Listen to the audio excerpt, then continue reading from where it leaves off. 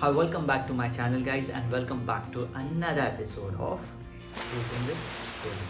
Guys, in today's episode, I'm going to tell you from where we get water for a cruise ship, the whole cruise ship. Just imagine we are 6,000 people on a cruise ship. From where we get the water.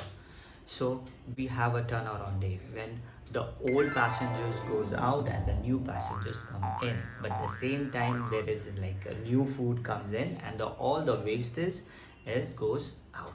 So do we get the water also at the same time? The answer is partially yes. We do get mineral water from outside, the PET bottles I'm talking about. But what about the washing, the cleaning, for bathing, for everything else? From where we get the water? And the answer to this question is from the sea itself.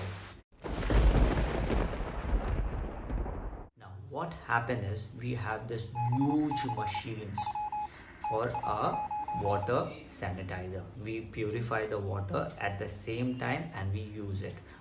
We take a water from the sea, we purify the waters and use it and throw it into the sea itself. So this is how the water process goes on. So that is why whenever you go work on a cruise ship, that's clearly mentioned, please do not waste water, because company pay millions of dollars to purify this water. And believe me guys, this water is so purified you can drink it. In fact, we drink the same water. If you don't want to drink it, we also have mineral water options also, which I have already shown in my videos.